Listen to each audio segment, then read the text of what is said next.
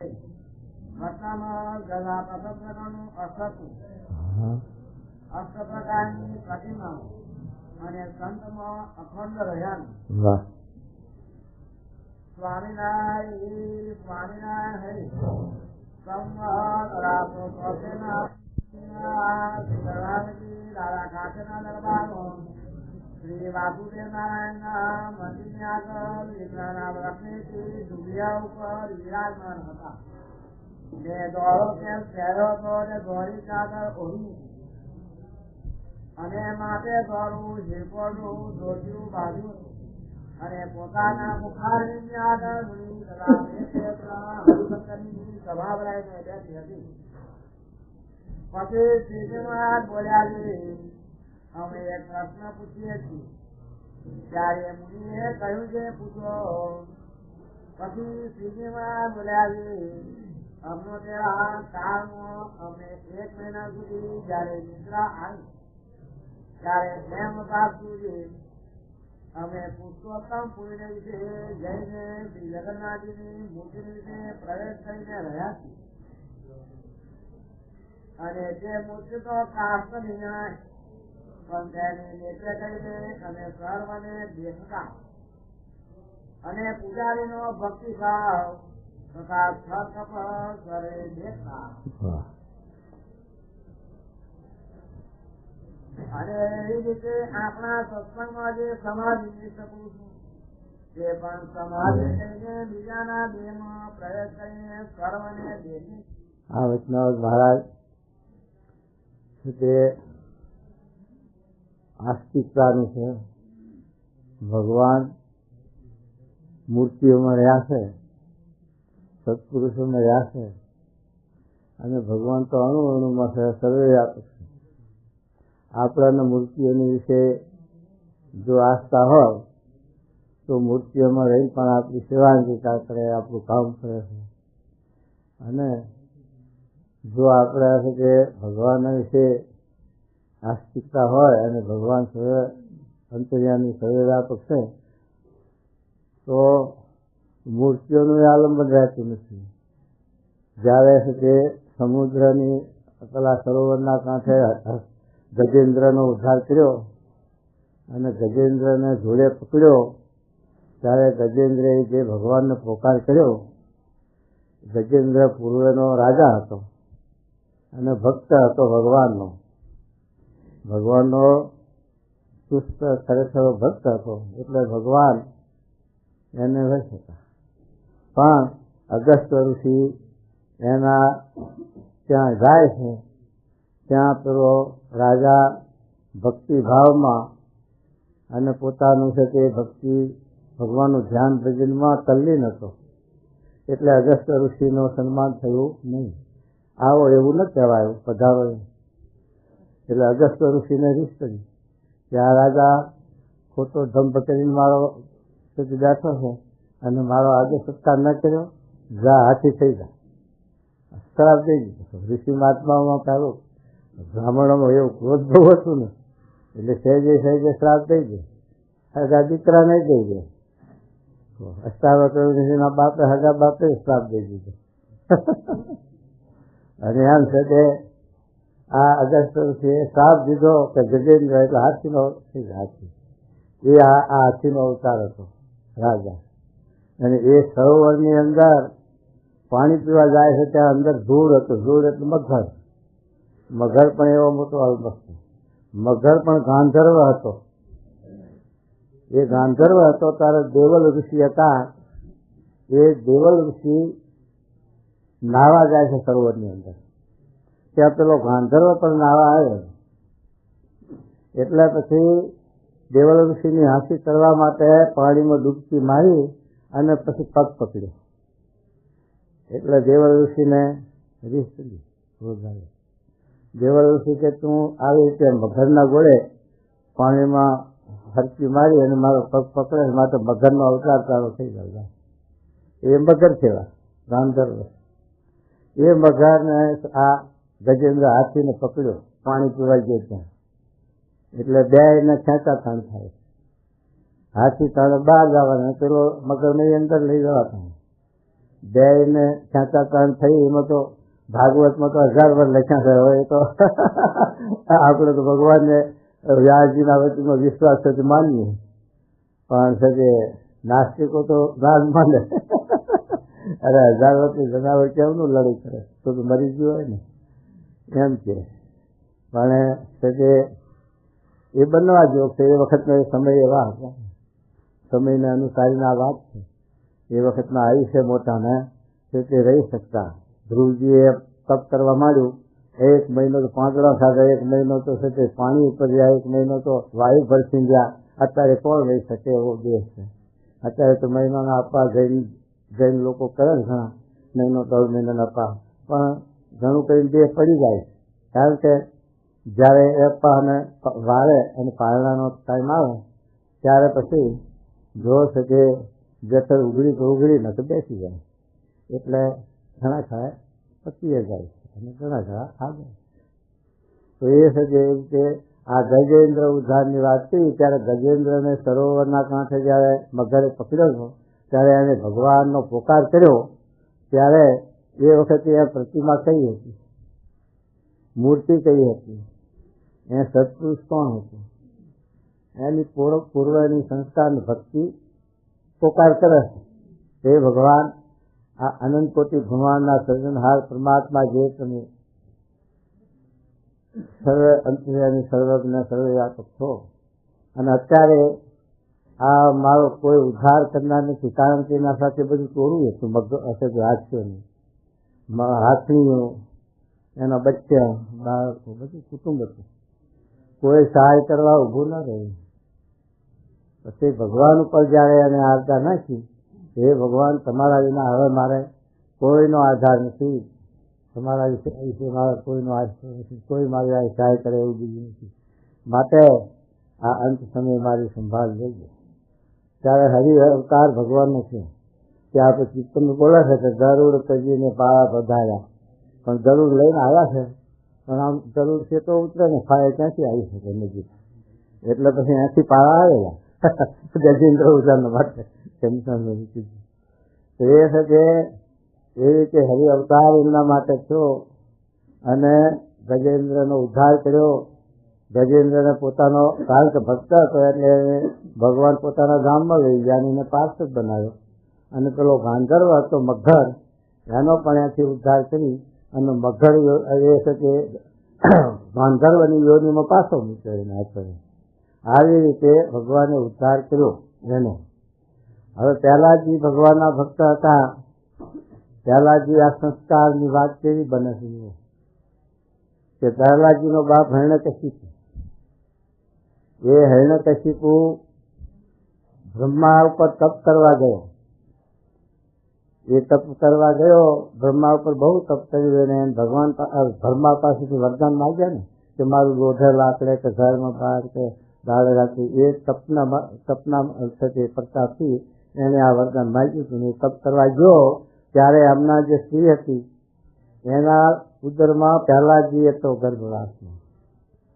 હવે એ ઇન્દ્ર છે એને એ બાઈને પકડી ગયો કે આના ઉદરમાં રાક્ષસ અસુરનો આવે છે, માટે એને એ જન્મ લે અને એને મારી નાખું, તારે એની માને છૂટી કરું. આવો ઇન્દ્રનો ઈરાદો હતો. કે ઇન્દ્ર એને પકડી ગયું. પછી નારદજી ગયા. નારદજીએ ઇન્દ્રને સમજાયો. ઇન્દ્રને એમને કહ્યું કે હે ઇન્દ્ર, જે આ બાયના ઉદરમાં જે શકે છે બાળક, એ વૈષ્ણુનો ભગત છે અને અસુરોનો નાશ કરીને આપણો દેવોની રક્ષા કરનાર પુરુષ છે, માટે તું એ બાઈને મૂકી દે, મારીશ નહીં. એટલે ઇન્દ્રએ નારદજીના વચનથી બાઈને છૂટી ગઈ. પછી બાઈને પકડી નહીં ગઈ. પછી એ બાઈને નારદજી પોતાના આશ્રમમાં લઈ જાય. નારદજી કે બેન, તું તારો ઘણી તપ કરીને આવે ત્યાં સુધી મારા આશ્રમમાં સુખેથી તું રહે. અને એટલે નારદજી પોતાના આશ્રમમાં લઈ ગયા બાઈને. અને ત્યાં નારદજી રોજ એ બાઈને કથા વાર્તા સંભળાવે, જ્ઞાન આપે, ઉપદેશ આપે. પણ સામાન્ય રીતે આપણે જોઈએ છીએ કે અત્યારે કથા વાર્તા થતી હોય તો કેટલાક નિવૃત્તિ ક્યાં હોય કેટલાક ઊંઘતા હોય, કેટલાક ઝોકા ખાતા હોય, કેટલાક બીજા વિચારો કરતા હોય, પણ સમજે કે બધાની વર્તી એક ન હોય કથામાં. એમ પેલી બાઈ નારદજી વાતું કરે ત્યારે ઘડીકમાં ઝોકું ખાય, ઘડીકમાં બીજાની વર્તી જાય, એટલે એ વાત એના જીવમાં ઉતરે નહીં. અને કાંઈક થોડી ઘણી ઉતરી હોય તો એનું શ્રવણ મનન કર્યા વગર ભૂલી જવાય, એટલે ભૂલી ગઈ બાઈ તો. પણ એના ગર્ભની અંદર આ પહેલાજી હતો એ જીવ, અને એ પહેલાજી એના ઉદરમાં રહે આ નારદજીનો ઉપદેશ ગ્રહણ કર્યો અને એ એના જીવમાં રહી ગયો.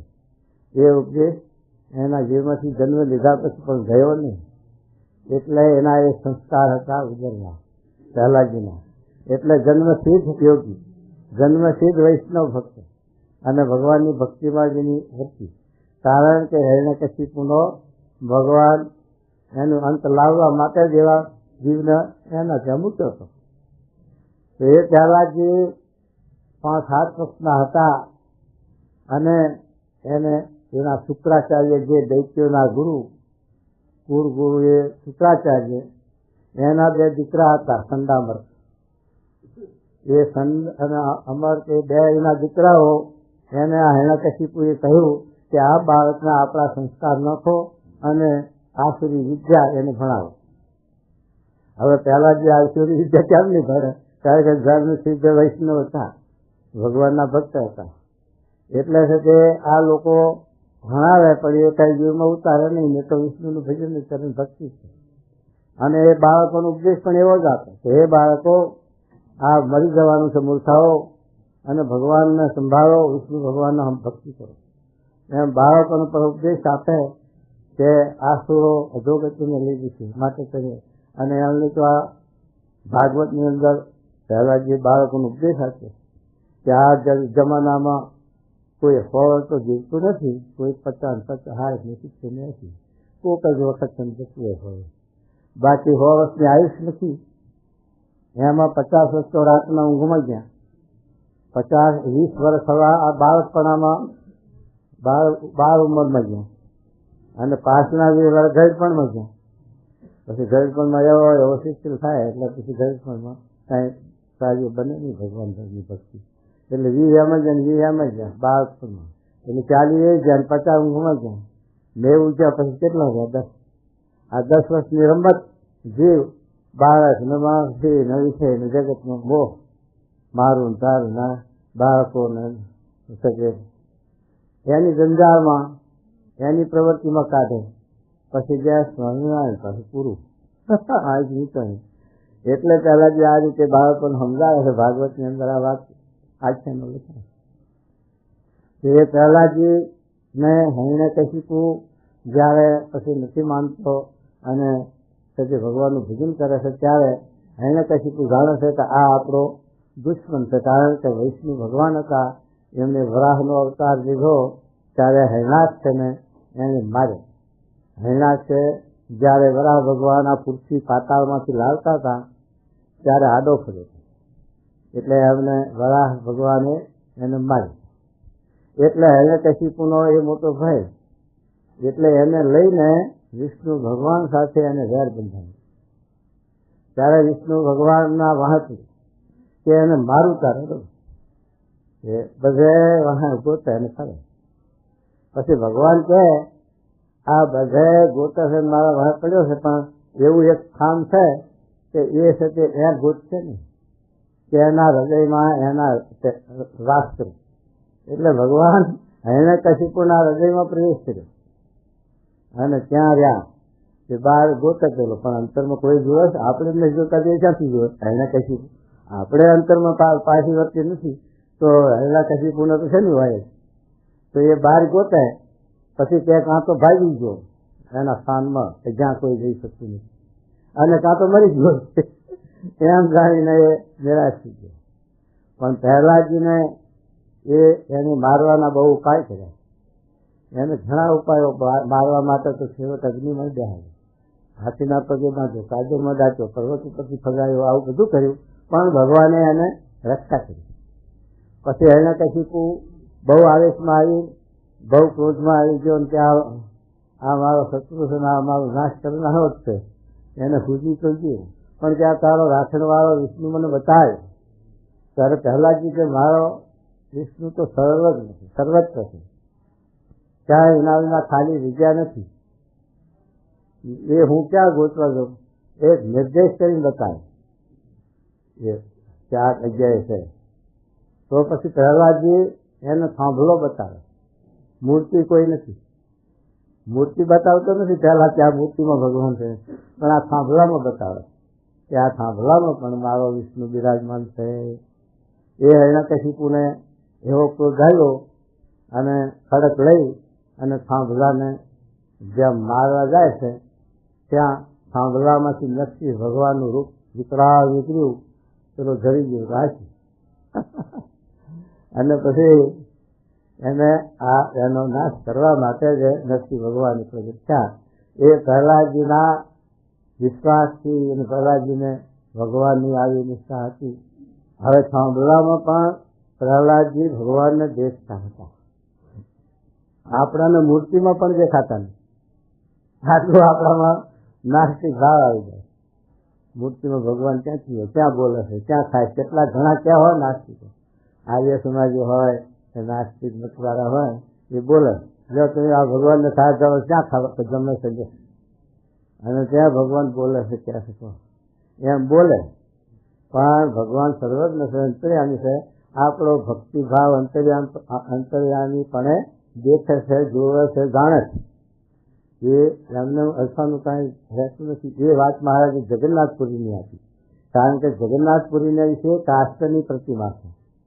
હવે કાષ્ટની પ્રતિમા તો આપણે અહીંયા છે, પણ કાષ્ટની પ્રતિમા છે, પણ એની અંદર એ કાષ્ટની પ્રતિમા અખંડ છે, એટલે આખા કાષ્ટની છે.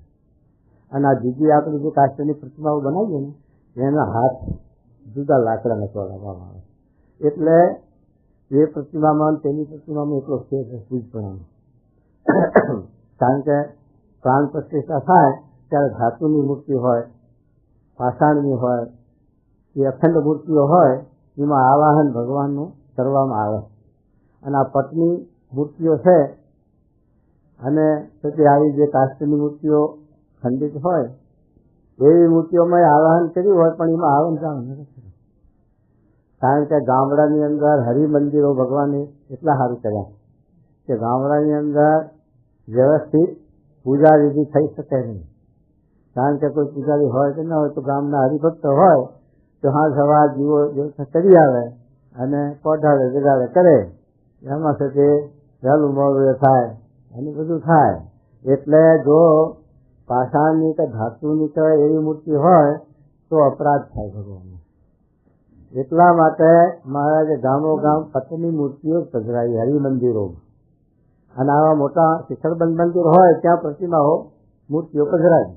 કારણ કે અહીંયા વિધિસર આરતીઓ 5 કરી, ઠાર કરવા, એને સાથે શિયાળો ઉનાળો ચોમાસું એ પ્રમાણે શણગાર કરવા, બધી રીતે સેવા ભક્તિ થઈ શકે.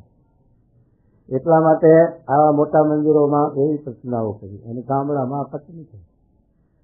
અને પછી મહારાજ કહે છે જગન્નાથપુરીમાં જે મૂર્તિ છે કાશીની, એ જગન્નાથપુરીમાં મહારાજ ત્યાં હતા અને મૂર્તિની અંદર પ્રવેશ કરી અને પૂજારીનો ભક્તિભાવને બધી દરેક ભક્તો જે દર્શને આવે એ કેવા ભાવથી દર્શન કરે છે. અને કેમ કે એક તો દર્શને આવે ત્યારે એક તો બૂટ પગથિયે ઉતારે, એક તો એનું શીખવું હોય. કારણ કે બૂટ 20-25 રૂપિયાના હોય અને ઉપાડી જાય તો પનોતી જાય, પેલો કે આપણે પનોતી જઈ, પણ આપણી જઈ કે એની જઈ ખબર કઈ જણાની પનોતી જઈ કે આપણી જઈ એમ. આપણે તો બેઠી પછીનો ખટકો ખોટકો આવે છે, પણ આપણે વસ્તુ એ હોય એક અરજી તો. અને આપણે દર્શને જઈએ તો બીજા કોઈ માણસ હોય એની સાથે વાતચીત બોલવા જાય અને એક બાજુ આમ કરતા જઈએ, એક કોઈ વાત કરતા જઈએ, કોઈ નથી જોતા જઈએ. એટલે આપણે પણ એવી સ્થિર વર્તીએ દર્શન કરી શકતા નથી, તો પછી બીજા ક્યાંથી કરી શકો? તો એવી રીતે મહારાજ તો બધા એના અમે ભક્તિભાવ જોતા, સ્થળ કપડ જોતા, કેવી હૃદય મહારાજ કે જેના હૃદયમાં હૃદયની ભક્તિ ન હોય એ નારદજી જેવો હોય ગુણવાન તોય અમને ગમે નહીં. હૃદયની ભક્તિ ન હોય તો નારદજી જેવો ગુણવાન હોય તોય પણ ન ગમે. નારદજી જેવો કેમ ગુણવાન? કે નારદજી તો ભગવાનનો અવતારમાં લખ્યા છે અને ભગવાનનું મુખ હતું અને નારદજીની સર્વસ્થાનમાં ગતિ હતી. પોતે સદેહે બદ્રિકાશ્રમ, શેઠજી, વૈકુંઠ, ગૌલોક બધે રહી શકતા. આવી એમની ગતિ હતી. અને દક્ષના 11,000 છોકરાને બાવા બનાવી દીધા. આપણે એકને કરવો 9 પાકા. એક સાથે કરવા હોય તો કેટલી મહેનત કરવી પડે. નારદજીએ 11,000 છોકરાને બાવા બનાવી દીધા. તો આવા નારાજી હતા. છતાં પણ હૃદયની ભક્તિની વાત મહારાજે કરી ત્યારે શું કહ્યું કે જ્યારે અમરીશ રાજા હતા અને અમરીશ રાજાને દીકરી હતી એનું વેશાળ કરવું, ત્યારે નારદજીને એમણે વાત કરી કે આપણે આ દીકરીના માટે વેશાળ કરવું છે તો કોઈ એવું સારો ઘર, સારો મૂર્તિઓ એવો તમે આપ ગુરુ છો, ગોર છો અને બ્રાહ્મણ છો તો આપ એવું ઘર ગોત્યા. આવું નારદજીને એમણે કહ્યું. કારણ કે પહેલાના વખતમાં આપણામાં એવો રિવાજ હતો કે આપણા જે ગોર હોય, ગુરુ હોય, કુળગુરુ, એને આપણે ભલામણ કરતા કે આપણે આ દીકરા દીકરીનો કંઈ પ્રસંગો કરવા હોય તો આપણે ગોરને મોકલતા. પણ એ પછી પ્રસંગ બધો નીકળી ગયો. પછી આપણા ઘરમાં વડીલ હોય, કાકા, દાદા, બાપ, તો એ છે તે દીકરા દીકરીનું બધું સંબંધ કરે ને ખોટે.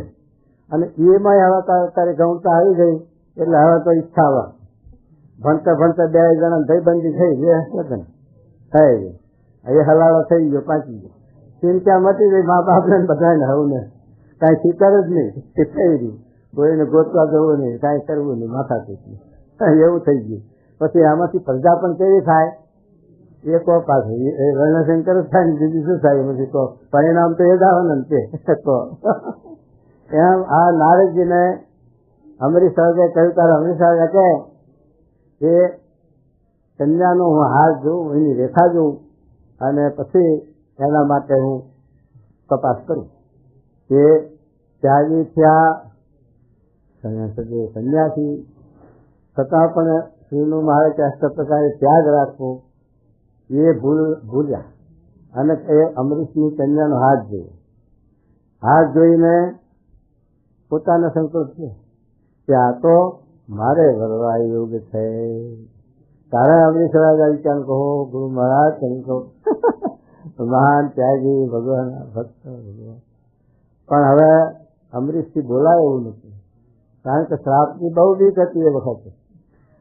હાલ થાય શ્રાપ. એટલે અમરીશ રાજા વિચાર કર્યો કે હવે ના તો નહીં બોલી શકાય, પણ એક ઉપાય છે સંયમવર કરું. હવે સંયમવર કરું અને પછી કન્યા જો વર મારા આરોપ હતો પછી આપણે વાંધો નથી. એટલે એમણે નારદજીને કહ્યું કે હે નારદજી, હું સંયમવર કરું અને તમે આવો અને પછી કન્યા આપને ભરે તો લઈ દીધું. એટલે આ રીતે સંયમવરનું કરી અને નક્કી અમરીશ રાજાએ સંયમવરનું કર્યું. અને નારદજીએ વિચાર કર્યો કે 20,000 વર્ષથી હું તપ કરું. હવે 20,000 વર્ષ તપ કર્યું એની શરીર કેવું ગોના સાંભળાઈ જેવું ને પછી કન્યા ઉભી રહે છે, ઢુકડી આવે છે.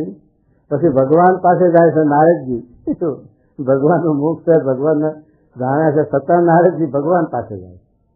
તારે ભગવાનને શું કહે છે કે એ ભગવાન આ રાજાઓને મદ થયો છે, રાજાઓને રૂપનો અહંકાર છે, તો મને એવું રૂપ આપો કે રાજાઓનો મદ ઉતરી જાય. ભગવાન જાણે છે કે આના ચંગા પરિણામ મંજૂર છે. ભગવાન આગળ જશે જૂઠું બોલ્યા, અંતરાય રાખ્યો ભગવાન આગળ. એટલે પછી ભગવાન તો જાણી ગયા કે આ નારદજીના સંકલ્પ થયો છે, ભલે પણ જે મારો પેલો મામો કહે પર્વત એને માકડાનું કરજો, મને હશે કે રૂપ આપજો તમે. ભગવાન કે તથા જાય. પેલો પછી પર્વત ગયો, ત્યાં નારજી માકડાનું કરજો મને રૂપ આપો. ભગવાન કે તથા શું, બે નું સમય ઉપર સારું થઈ જતા. ભગવાન જાણે છે કે આ ફંદામાં પડશે તો દુઃખી થશે, માટે અમને ફંદામાં પડવા દેવા નથી. પછી સજે સંયમવર થયો અને નારદજી ને પર્વત એ ભાઈ સભામાં જઈને બેઠા, વરમાળા લઈને કન્યા નીકળી.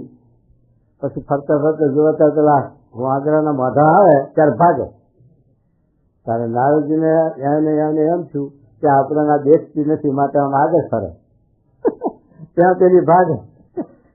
પછી પેલા શિવલાલ જણાતા એમને કહ્યું કે આ તમારા દાંતો તો જુઓ. પછી આ કન્યા જંગલી ઉભી રહે છે. પછી જોયું તો માકડાના. પછી ભગવાને શ્રાપ દીધો કે અમારા કન્યા વૈરીને તમે વિયોગ કરાવ્યો, માટે તમારે પણ વિયોગ થઈ ગયો. જાઓ કે ભગવાન કે ભલે તું મને શ્રાપ દે તો તારો શ્રાપ હું અંગીકાર કરીશ, પણ તને તો ફંદામાં પડવા નહીં દઉં. બાળકની મા બાપ જેમ રક્ષા કરે એમ સાથે નારદજીની ભગવાને રક્ષા કરી અને આ હાથો બાજવા દીધો નહીં. એટલે મહારાજ કહે છે કે નારદજી જેવા ગુણવાન હોય પણ જો હૃદયની ભક્તિ ન હોય તો એ અમને ગમે નહીં. તાર હૃદયની ભક્તિ મારે શું લખી? એક તો ભગવાન છે સાકાર પણની દૃઢતા. ભગવાન કોઈ દિવસ નિરાકાર હોઈ શકે જ નહીં. ભગવાન નિર્ગુણ છે, દીવ છે, સર્વવ્યાપક છે, સર્વાંતર્યામી છે અને ગમે તેમાં પ્રવેશ કરવાનું સમર્થ છે, એટલે સૂક્ષ્મ છે. એટલે ભગવાન નારદ જેવા કે સુખજી જેવા કે એવા જે સિદ્ધ પુરુષો ભક્તો હોય છે, મનુષ્યો હોય છે, છતાં પણ એની એવી શંકરાચાર્ય 6 મહિના સુધી રાજાના કોરિયામાં પ્રવેશ કર્યો હતો. જ્યારે શણગાર રસની વાર્તા જાણી હતી ત્યારે પ્રશ્ન કર્યો શંકરાચાર્યને કે તમે શણગાર રસની વાર્તા કરો. ત્યારે શંકરાચાર્ય એનો અનુભવ નહોતો એમને, એટલે કે ભાઈ મને 6 મહિનાની મુદત આપો તો હું એ વાત કરીશ. પછી 6 મહિનાની નકલ માગી અને પછી શિષ્યોને કહ્યું કે આ મારું સદ છે, જે મારું શરીર છે એની તમે હાચવજો અને હું પછી આવીશ. એમ કરીને રાજાનો દેહ પડવાનો હતો. રાજામાંથી નીકળ્યો એ ખોરિયામાં શંકરાચાર્ય પ્રવેશ કર્યો અને રાજા બેઠા. ત્યારે મહારાજે વચનાવતમાં પણ લખ્યું છે કે રાજાની રાણી હતી એને ઓળખી લીધી અને બીજા લોકો શું કહેતા કે આ રાજા મરી ગયો હતો પણ પાછો હાજો છે, જીવતો છે, એટલે જીવ પાછો આવ્યો. અને રાણીએ શું જાણ્યું કે રાજા પાછો આવ્યો, આમાં બીજા જીવનો પ્રવેશ છે. કારણ કે રાણીને રાજાને તો અખંડ સહેવાસ ભેગો રહ્યો એટલે પ્રકૃતિ સ્વભાવ જાણે ને કે જે રાજાનો જે જીવ હતો એની જે ચેષ્ટા અને આની ચેષ્ટામાં ઘણો ફેર પડી ગયો. માટે આ રાજા પાછો નથી આવ્યો, આમાં બીજા જીવનો પ્રવેશ છે, એવું વચનાવતમાં મહારાજે લખ્યું છે. તો આ રીતે શંકરાચાર્ય પણ 6 મહિના સુધી રાજાના કોરિયામાં પ્રવેશ કર્યો હતો. તો ભગવાન દરેકમાં પ્રવેશ કરે નથી નવી પડે તો એ ભગવાનની આ વાત છે. એવા ભગવાનની વાત આવી રીતે ભગવાન સર્વાંતર્યામી સર્વવ્યાપક સર્વાંતર્યામી અને એવી રીતે રહી હવનો ભક્તિભાવ, હવનું કર્મફળદાતા ભગવાન છે તે હવનું તે સાક્ષી રીતે પોતાના આત્મામાં રહ્યા છે. તે પાત્ર પ્રમાણે રહે, જેવું પાત્ર એવા ભગવાનનો વાસ છે. પણ આવી રીતે તો મહારાજ આપણને આ વચના સમજાવે છે કે 8 પ્રકારની મારી પ્રતિમા. 8 પ્રકારની એટલે શું?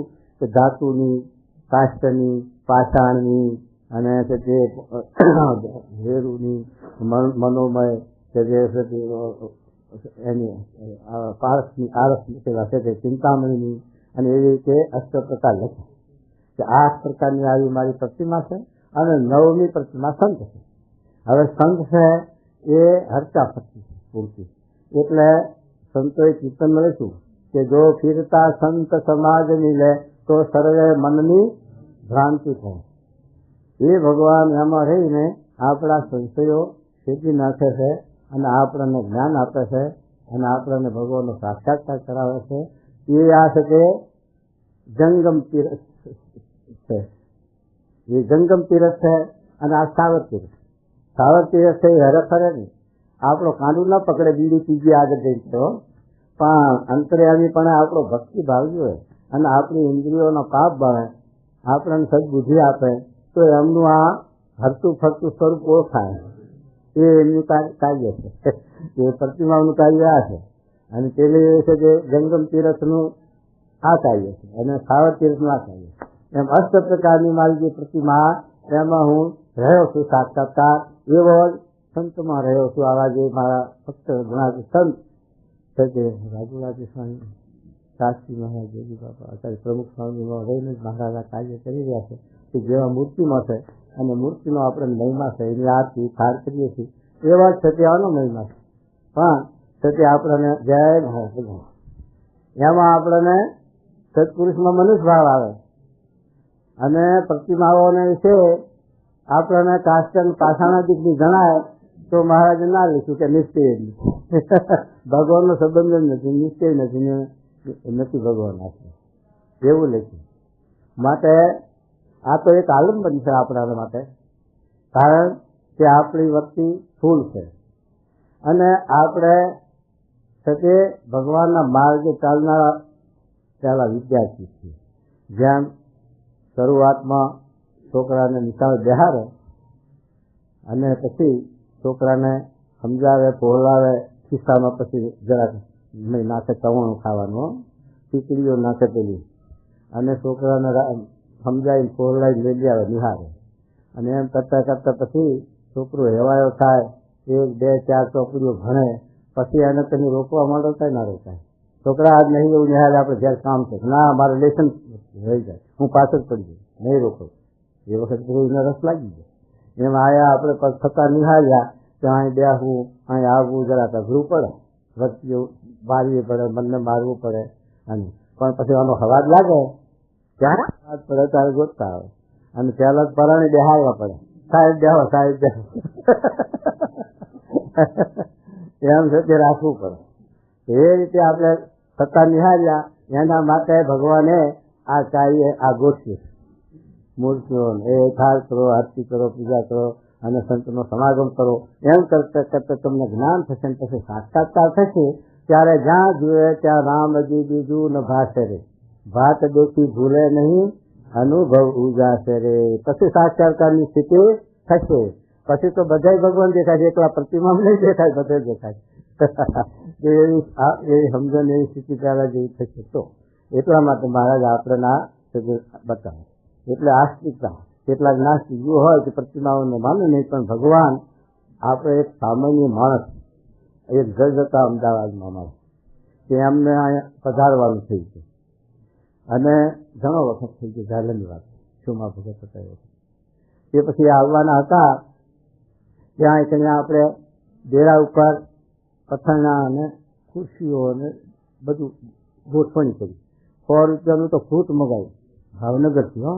એની ડીશો ભરીને સુધારીને બધી ટેબલો ઉપર મેલીને આમ ઠઠારો કર્યો. ઠઠારો એ બધો ઠઠારો કર્યો. સાહેબ આવ્યા, જજ સાહેબ આવીને ત્યાં ઉપર બધું કરી બેઠા, ખુરશી પર બેઠા, આમ બધા દસ્તી કરી અને પછી જેટલું બેહું એટલું બેસી જમી ઈચ્છા. પણ મેં પેલા ખોરવામાં ક્યાંય હાથ નાખ્યો નથી, પણ એની આપણે સરભરા પહોંચી ગઈ કે ના પહોંચી, સેવા પહોંચી કે ના પહોંચી, એના દ્રષ્ટિમાં થાય કે મારા માટે કેવું કરે છે. એમ ભગવાન થાર નથી જમતા, પણ એના માટે જે કહીએ છીએ દ્રષ્ટિ નાખીને જોઈ લે અને ભક્તિ અંગીકાર કરી દે. ત્યાં એ મહીથી ખાતાની વસ્તુ નથી કરતા એમ આપણે લાગે છે, પણ આપણી ભક્તિભાવ જોઈ લે અને એમ અંગીકાર કરી લે, દ્રષ્ટિ પ્રસાદી કરી આપે. તો એ આસ્તિકતા હોય તો આ વાત સમજાય, આ મનાય આપણને, નહીં તો મનાય નહીં. તો આવા મનુષ્ય છે છતાં પણ આટલો બધો વિવેક અને આટલી સભ્યતા, તો એ ભગવાનને એવી સભ્યતા ના હોય કે થઈ જાય બધું. એવું કર્યું હતું વિઠોબાએ. વિઠોબા હતા ને દક્ષિણમાં થઈ ગયા. વિઠોબા ભગવાન કૃષ્ણ ભગવાનનો જ અવતાર હતો, પણ એ છે કે વિઠોબા હતા ત્યારે પેલો નામદેવ છોકરો હતો, પેલા જેવો નાનો દીકરો, પણ એનો બાપ કાયમ ભગવાનને દૂધ ને એવું ધરાવતા અને ભક્તિભાવ કરતા, પણ કઈ ભગવાન ચીજ થતો નહીં, પણ રોજ ધરાવતા. પણ પછી એને બહાર ગામ જવાનું છે કે છોકરા હું બહાર જઉં છું કે આ ભગવાનને આ દૂધ ધરજે, હા રોજ હું પાઉં છું કે તું દૂધ પાડજે ભગવાનને કે હાલ.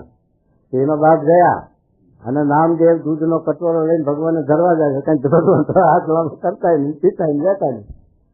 તો પેલા તો કે મારા બાપના હાથે પીવો મારા હાથે કેમ ન પીવો, માટે પીવો તો જ.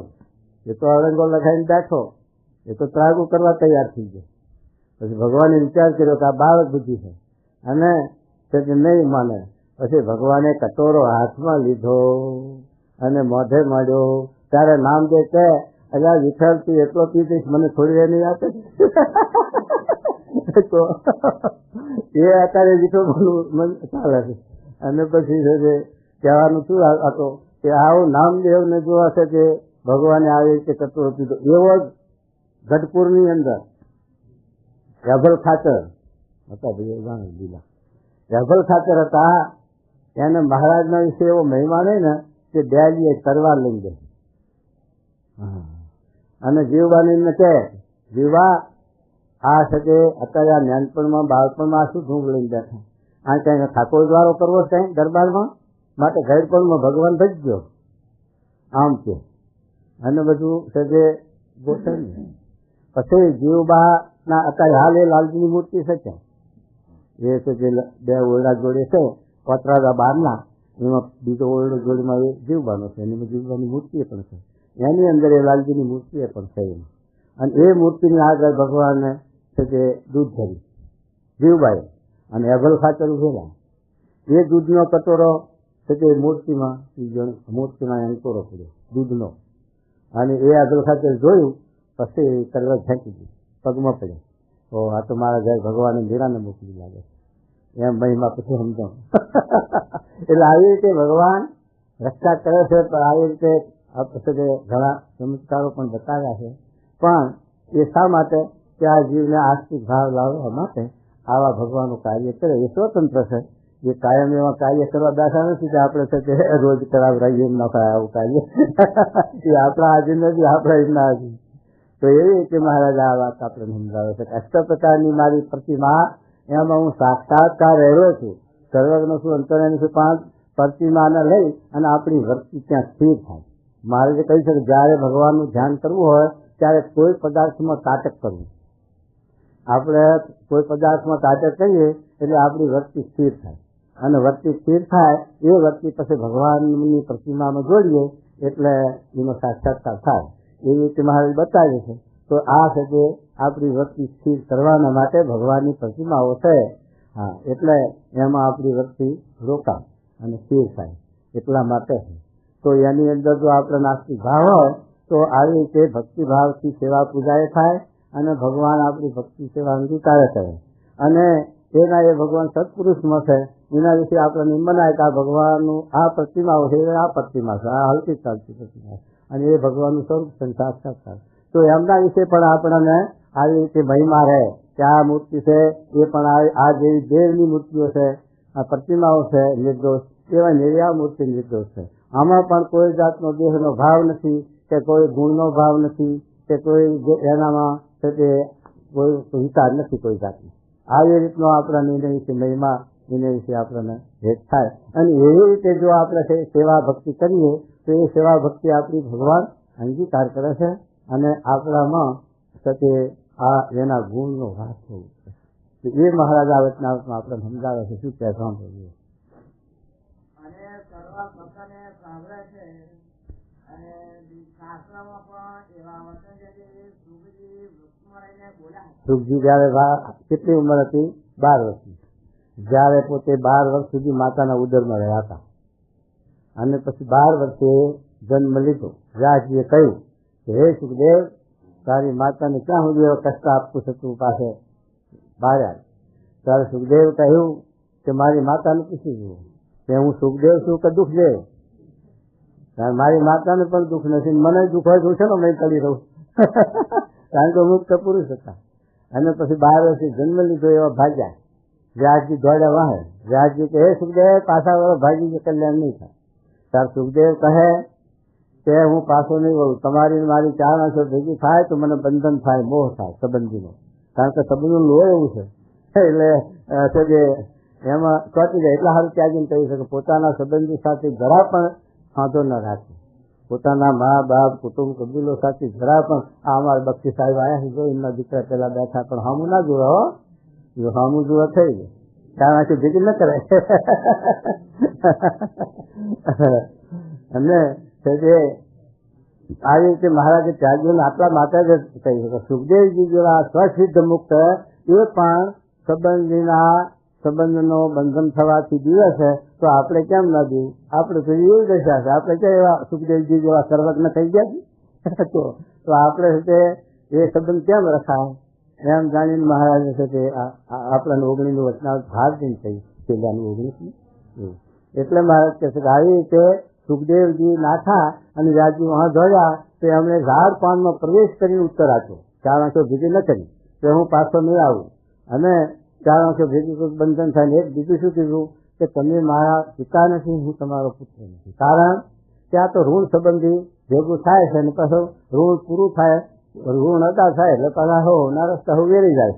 આ તો પંખી વ્યવહાર છે, એમાં કોઈનો સંબંધ કે કોઈનું હતું કે કોઈનું આ તો સાહેબ આ તો સપના તુલ્ય છે બધું. એવું સુખદેવજી બોલ્યા અને પછી સુખદેવજી ચાલ્યા ગયા. તારા વ્યાસજી જાણ્યું કે આ પાછો નહીં વળે, પછી કહ્યું કે તારે જવું જા તારે, પણ જનક જેવા ગુરુ તારે જે આવો છે તે આગળ સાથે. એટલે જનકના દરબારમાં પછી જાય છે સુખદેવજી, બધી વાત લાંબી છે, પણ કહેવાનો હેતુ શું છે કે આવા સુખદેવજી જેવા પણ આવા પુરુષ હતા, ઝાડ પાનમાં પ્રવેશ કરવા સમર્થ હતા. તો શું કહેજો? સુખદેવ વૃક્ષમાં રહીને બોલ્યા હતા, માટે મોટા જે સપુરુષ હોય અથવા જે પરમેશ્વર હોય તે જ્યાં ઈચ્છા ત્યાં પ્રવેશ કરે છે. માટે તે પરમેશ્વરે પોતાની આજ્ઞા લઈને જે મૂર્તિ પૂજવા આપી હોય તે મૂર્તિ અષ્ટ પ્રકારની કહી છે. અષ્ટ પ્રકારની મૂર્તિ કહી છે. ભગવાને મોટા પુરુષે ગુરુએ જે પ્રતિમા આપણે પૂજવા આપી હોય એ અષ્ટ પ્રકારની છે. અને એમાંથી ગમે તે પ્રકારની આપણને આપી હોય પણ એમાં આર્થિક ભાવ રાખીને જો એની પૂજા કરીએ તો ભગવાન આપણી સેવા અંગીકાર કરે છે. હા, તેમાં પોતે સાક્ષાત થઈને વિરાજમાન રહે છે. એ મૂર્તિને જે ભગવાનનો ભક્ત પૂજતો હોય ત્યારે જેમ પ્રત્યક્ષ ભગવાન બિરાજતા હોય અને તેની મર્યાદા રાખે તેમ તે મૂર્તિને પણ રાખવી જોઈએ. અને તેમજ સંતના હૃદયમાં ભગવાનની મૂર્તિ રહી છે તે સંતની પણ મર્યાદા રાખવી જોઈએ.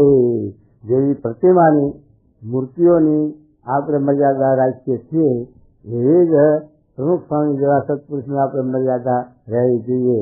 તો આપણી ભક્તિ સાચી પડે ને કે ખોટી પડે. આથી જો મહારાજ શ્રી મુખે પોતે બોલે, આપણે કહેતા નથી, મહારાજ પોતે જ કહે છે કે પ્રતિમામાં હું રહ્યો છું અને મારી જેવી મર્યાદા રાખે છે એવી જ રીતે સત્પુરુષમાં હું સાક્ષાત્કાર રહ્યો છું, માટે એવી જ મર્યાદા એની પણ રાખવી જોઈએ. એમ છે તો જ શકે આપણી ભક્તિ. હા, પછી શું કહેવું? એ તો લેશ માત્ર એ મર્યાદા એ મહિમા રાખતો નથી જીવનો. તો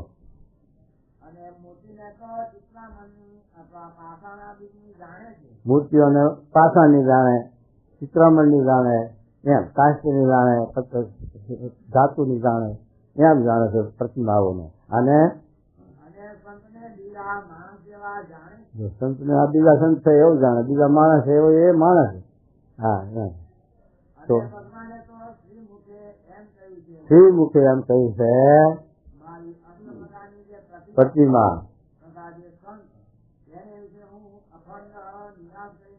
લઉં છું. જો મહારાજ પોતે આ તો બોલે છે અને પોતે કહે છે કે હું આવી રીતે મારા સંતને મારા ભક્તની અખંડ રહું છું. એવા ભક્ત અખંડ રહે એવા ભક્ત ગુણાતી જોઈએ.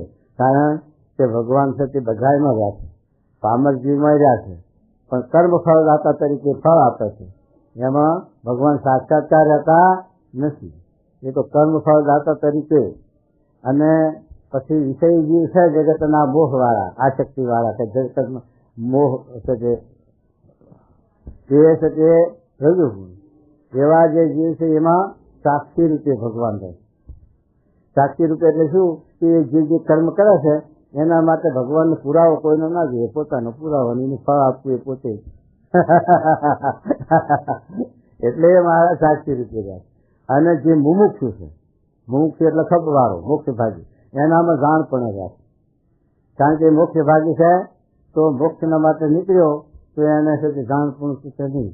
જો મુક્તાનું સંહિતા, સતી વિજ્ઞાન સંહિતા અને ભગતજી મહારાજ હતા, આપણા કાર્યાણીના માતા ઠાકર હતા, એ બધા મોક્ષભાગી જીવો ભગવાન ગોતવા નીકળ્યા હતા. અને પોતાને છે કે એ જાણપણું કે આ હું હાથા માર્ગે છું કે ખોટા માર્ગે, હું માર્ગ ચૂક્યો છું કે નથી ચૂક્યો, એ જાણપણું રાખીને ભગવાનની પ્રાપ્તિ મેળવે. એટલે ભગવાન મુમુક્ષુમાં જાણપણે રહ્યા. આપણે ક્યાંક રસ્તામાં જતા હોય, સ્કૂટર ઉપર જ જતા હોય, પણ જાણપણું કેટલું રહે. આમ વાહન આવતું હોય તો કેવું તારી લઈએ, વચમાં ખાધો ટેકરો આવતો તારી લઈએ, અને તો ઊંચું નાખે કોઈ ભીટકાઈ મારે. એ જાણપણું રાખવું પડે છે ને તો. અને આપણે ખિસ્સામાં 10,000ની નોટો પડીએ ને એક્સિડન્ટ બેઠા હોય તો ભક્તિ ક્યાં રહે આપણી? જાણપણું રાખવું પડે છે ને.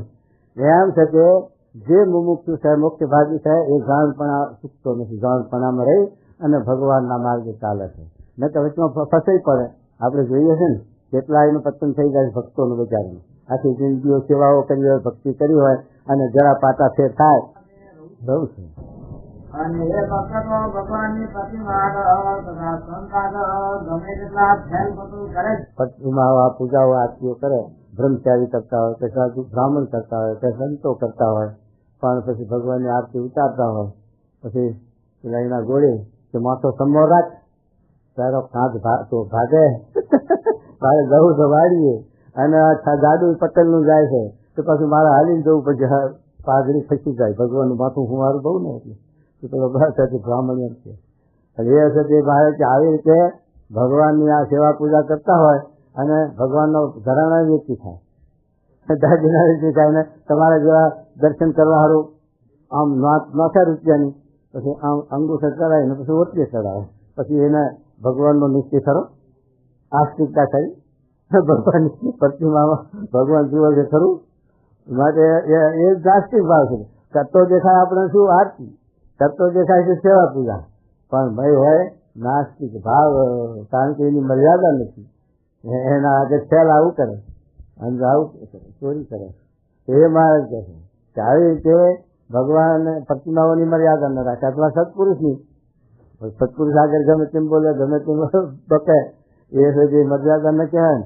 આપણે કોઈક મોટો માણસ હોય ને, જજ સાહેબ, વકીલ સાહેબ કે બેરિસ્ટર કે તમારા જેવા મોટા ડાક્ટર, અને આરામમાં હોય, પછી જઈને એના ઘરે જઈ તમારે ભભડાવીને જાગો એમ કહેવાય છે. મર્યાદાથી રહેવું પડે છે. એના માણસ પટ્ટાવાળા સાહેબ જાગે છે કે બેહવું પડે, ઘડી ખોટી થવું પડે. આવી મર્યાદા તો એ માણસની હાથવી પડે, તો ભગવાનની એટલી મર્યાદા ના હાથવી પડે મોટા પુરુષ કહો અહીંયા.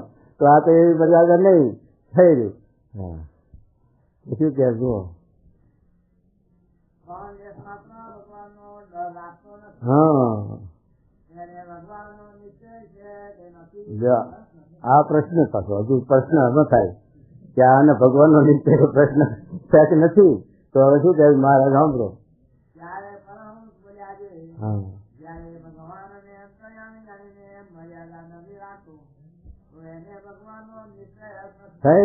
નિશ્ચયમાંથી કાઢી નાખ્યો. ભગવાનને અંતર્યામી જાણીને, મોટા પુરુષના અંતર્યામી જાણીને એમની મર્યાદા નથી રાખતા, તો પછી એને ભગવાનનો નિશ્ચય નથી, ભગવાનનો મહિમા નથી.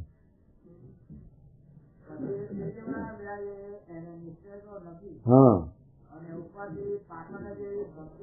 જો પછી ઉપરથી પાછળ જેવી, એટલે શું કે લોકને છેતરવા માટેની ભક્તિ.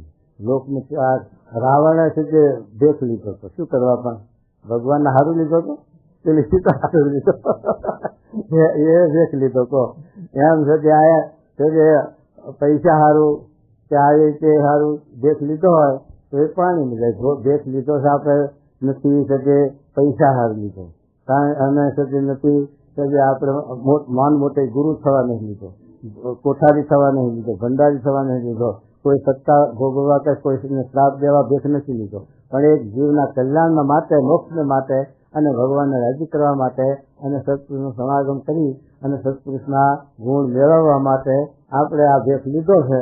અને એ પછી આપણી વૃત્તિ બીજે ડોલી જાય અને પછી આ છે જે માન, મોટે માન, પૂજાવા માન, પદાર્થો માન જો બંધાઈ જાય તો પછી ભેખના માથે પાણી ફેરવી અને પછી થઈ પછી કર્યું ના કર્યું પછી આ બધું છોડેલું બધું પાણી ગયું. એટલા માટે છે કે આ તો ભક્તિ છે, સેવા છે.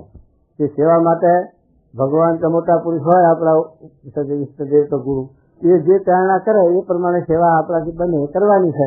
અને એ ત્યાં મૂકી દેવાનું, પકડવાનું. એમાં પછી મમત્વ કોઠારી હું નહીં છોડેંગા, મરેંગા પણ કોઠાર નહીં છોડેંગા, તો પછી મરવાના જ છે ને. પછી એની અધોગતિ છે ને તો પછી એની દશા શું થાય? તો મોક્ષ છે. તો એ વિચાર કરવાનો છે જીવને. હા, એવા સારું આપણે અભ્યાસ લીધા છે. આપણે તેમની મરજી પ્રમાણે ચાલીને રાજી કરવા અને છેલ્લો જન્મ કરવા માટે દેશ લીધા. તો એ વિચાર ન કરીએ તો પછી એમનો મહિમા ક્યાં છે ને નિષ્ઠા ક્યાં છે ને આશ્રય ક્યાં છે? કશું નથી. શું છે?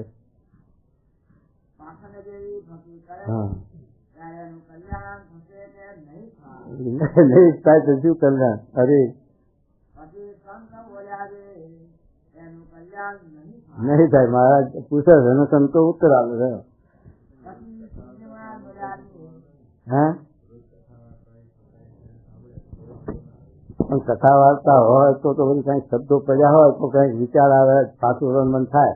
પણ મહારાજે લખી છેલ્લા સ્વામીના વચનાનો શબ્દ જ મૂક્યો મહારાજે પોતે, કે જેને કથા વાર્તાનો વિષય નહીં હોય, કથા વાર્તાનું અંગ નહીં હોય, કથા વાર્તામાં રૂચિ નહીં હોય, એના કોરની એમ અત્તર કરવી કે એમાં રૂડા ગુણ કોઈ દિવસ નહીં આવે. આ મહારાજના શબ્દો છે, સ્વામી વચના બોલે. તો પછી ગુણ ક્યાંથી આવે? કોઈ દાડો કથામાં ભારો, અમુક જીવ એવા છે કે કોઈ દિવસ કથામાં હાજરી ભારો કોઈ, ત્યાર પછી હવે એમાંથી ગુણ ક્યાંથી આવે? પછી આવું ભરાય ને બધું જગતનું. તો એટલે મહારાજના વચન છે, મહારાજના શબ્દો છે. એટલે એ કથા વાર્તાનું તો મહારાજ એકાદશીના વચનાનું ભાગ નથી કે જ્ઞાન યજ્ઞ કરતા રહેજો. જ્ઞાન યજ્ઞ રહિતનું કલ્યાણ થતું નથી, માટે જ્ઞાન યજ્ઞ જરૂર કરતા રહેજો એમ દરેકને ફરજ પાડી. અને ત્યાં સુધી કે જેવું સેજ રૂપમાં નિર્મુક્ત છે તેવું ન થવાય ત્યાં સુધી જ્ઞાન યજ્ઞની અવધિ આવી નથી. અને એવું થવાય ત્યારે જ્ઞાન યજ્ઞની અવધિ આવી, એમ મહારાજે લખ્યું છે. હવે એ જો ન હોય આપણા જીવનમાં તો પછી તો શું કરવા આ કરવા આવ્યા છે?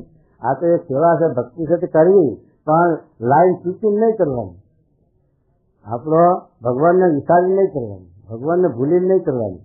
એમાં અહમ ના વડતાલનું હત્તરનું વચનાલ મારે કીધું કે આ ભગવાનના ભક્ત નથી જે સેવા એ જ નિવૃત્તિ છે, એ પ્રવૃત્તિ નથી, નિવૃત્તિ છે. પણ એની અંદર આ સ્વભાવને ટાળીને ભક્તિ કરવી. જો સ્વભાવ સહિત ભક્તિ કરતા હશો તો એમાં આવરણ આવશે, વિઘન આવશે અને દુઃખ પાછું પડી ગયા છે. એમ મહારાજે વડતાલના હત્તરના વચનાલ નિર્દેશ આપ્યો. એટલે મહારાજે વાત સમજાયામાં કોઈ બાબતની અવિદ્વાન નથી રાખી, પણ આપણે તમે કહો છો એમ કથામાં શબ્દો કાને પડવા દેવી ત્યારે ને સમજણ આવે. એમની સમજણ ક્યાંથી આવે કહો? હવે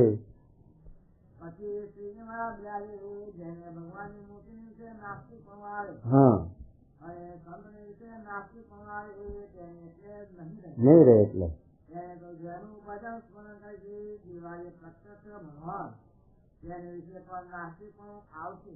બધા આવશે. અને ભગવાનના જે ગોલો બ્રહ્મપુરાદી ધામ છે તેને વિશે પણ નાસ્તિક પણ આવશે. અને જગતની જે ઉત્પત્તિ, સ્થિતિ અને પ્રલય ત્યારે પણ કાર્ય કરીને એને માયા કરીને એને કર્મ કરીને માનશે, પરમેશ્વર કરીને નહીં માને.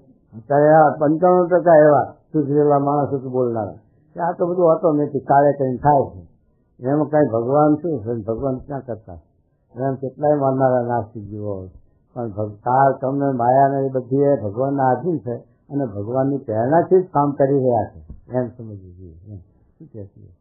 કર્મે કરીને માનશે પણ પરમેશ્વર વખતે કરે નહીં માને તો પાકો નાસ્તિક છે.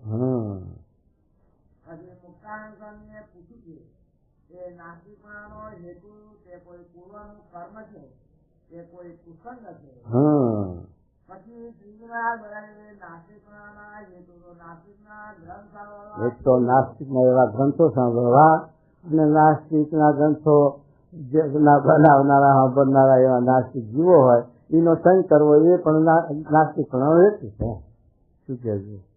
નાસ્તિકના ગ્રંથને વિશે જેને પ્રતીતિ હોય તેનો જે કર્મ છે પણ નાસ્તિકપણાનો હેતુ છે. અને કામ, ક્રોધ, લોભ, અહંકાર, માલ અને ઈર્ષા એ પણ નાસ્તિકપણાના હેતુ છે. જે નાયલો એક સ્વભાવ વર્તનો હોય ત્યારે નારદ કંટાળી જેવા સાધુ વાત કરે તો પણ મનાય નહીં. થયું આપણામાં આવા ગુણના ભાવ હતા હોય રસમના તો સ્વામી આપણને કહેતો હોય આપણને નહીં મનાવે. મોટી તૂટી મોટી અને ફૂટું મન કોઈ દિવસ સમજાતું નથી. એ રીતે આ મનનું એવું કારણ છે કે મન છે તે પાછું પડે એટલે મોટા પુરુષનો આદર છે, મોટા પુરુષના શબ્દો પણ અસર ન કરે એવું આ મનનું કારણ છે. માટે એ વિચાર કરવાનો આપણે કે છે જે મોટા પુરુષના વિશે ભેદ અને વિશ્વાસ એના વચનનો તો આપણી પાટે ગાડી રહે એટલે પતન થાય, સત્સંગમાંથી પડી ગયા એમ. જો મોટામાં મોટી વસ્તુ એ છે સત્સંગમાં ગમે તેવા ત્યાગી હોય અને બહુ શકે ત્યાગ તપ વેરા બધી હોય, પણ જો સત્પુરુષને વિશે આત્મબુદ્ધિ નથી ને સદભાવ નથી અને સદભાવ છે તો જરૂર એનું પતન સમજવું. અને ગમે તેવો જીવ હશે પામર અને દેહના ભાવ હશે, સ્વભાવ હશે, બધું હશે, પણ જો સત્પુરુષને વિશે સદભાવ હશે, હેત હશે, આત્મબુદ્ધિ છે તો એનું પતન નહીં થાય, એ સુધરશે, એની આગળ આવશે. એટલે મૂળ પાયો સત્સંગનો સત્પુરુષ છે. સત્પુરુષનો જેટલો સદભાવ એટલો જ સત્સંગ. બાકી તિલક કાંલાનો સત્સંગ એ સત્સંગી નથી, એ ના પાડી ના. શું કહેજો?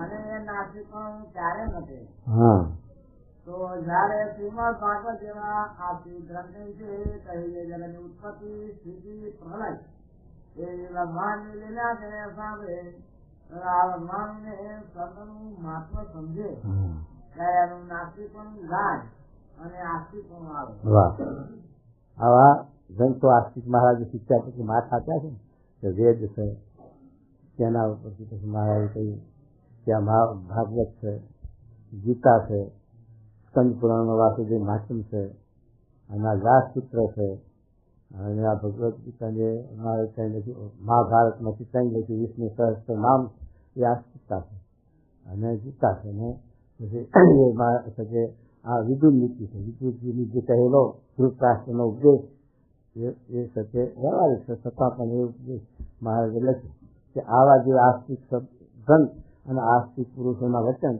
એના ઉપર આપણે જો શ્રદ્ધા વિશ્વાસ એનો જો આપણે વાંચન કરીએ તો આપણા જીવમાં આસ્તિકતાની દરતા થાય.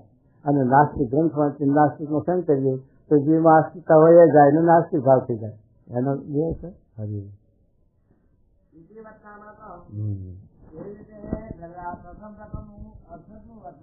વાહ. વાતનું સુખ ખોટું કઈ જ વાતનું સુખ કોણ તા ચોથી વાતનું પછી જણાવીશું કરો ખંડન કર્યું તો જણાવીશું કરો. ભગવાનના મૂર્તિનું સુખ છે, સંતના હોય તો લખ્યું કે સુરપુર નરપુર નાચપુર એ તીનમાં સુખ નહીં, કાં સુખ હરિતા કરણમાં કાં સંતન છે માં, બે વાતે સુખ લખ્યું. અને સદવિચાર એટલે પછી પોતાના સત્પુરુષની ઉપદેશ ઉપર શાસ્ત્રના વચન ઉપર આપણને સદવિચાર ઉપદેશ એ સદવિચાર લોયાના 5માં સદવિચારનું લખ્યું છે ને મહારાજ 3 વસ્તુ લખ્યું શાસ્ત્ર, સત્પુરુષ અને સદવિચાર. એ 3ની અપેક્ષા છે કે એક હોય તો ચાલે, તો મહારાજે 3ની અપેક્ષા પણ કેવી રીતે તો કે શાસ્ત્રથી સત્પુરુષને ભગવાન ઓળખાય, શાસ્ત્ર વિના મનના કલ્પે ઓળખે તો ખોટું પડે. અને પછી ઓળખ્યા પછી સત્પુરુષનો જ પ્રધાનપણું પછી શાસ્ત્રનું પ્રધાનપણું ના જ લેવાય. અને જો શાસ્ત્રનું પ્રધાનપણું લે ધર્મરાજા જેવું થાય. અને તે પછી સત્પુરુષનો આદર, સત્પુરુષ આપણને જે સત્ય જોડણી આપે અને આપણા જીવનના માટે જે સત્ય રચર કરે એ પ્રમાણે આપણે જીવનમાં ઉતારવું એ આપણો વિચાર કરશે. એ આપણે આપણા હિતના વચન માની અને આપણા જીવનમાં એ સત્ય ઉતારવા અને એ પ્રમાણે જીવન જીવવું એ આપણો વિચારનું કામ છે. એટલે આવી રીતે શાસ્ત્ર, સત્પુરુષને વિચાર કઈને જરૂર છે. તો શું કહેજો માનતો હોય તો એને સત્ય ન કરે, એને અડે જ.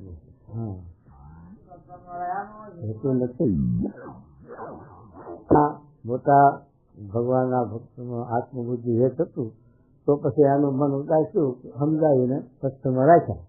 અને કોઈના સાથે જીવ ન બંધાવવાનો ન બંધાવવાનો સારા નહીં છે તો પછી આપણે મૂંઝવણ કોણ ચાલે પછી ઘર ભેગા. હરી એ તો સારા ભગવદજીનો સત્પુરુષનો એટલો ગયા સ્વામી છે, પ્રમુખ સ્વામી એ તો ભગવાનનું સ્વરૂપ છે, સત્પુરુષ છે. પણ સ્વામીનો જોગ ના હોય, ડોક્ટર સ્વામીનો કહે છે કે ત્યાગ વલ્લભ સ્વામી આવા સંતોનો જોગ હોય તોય પણ એ સ્વામીના જોગ બરોબર ને, કારણ કે સ્વામીમાં એ સ્વરૂપ છે અને સ્વામીના વચનમાં અને સ્વામીના કાર્યમાં રત છે. સ્વામીથી જરાય આટલું મન નાખવું હોય તો એ સત્પુરુષ ખોટો.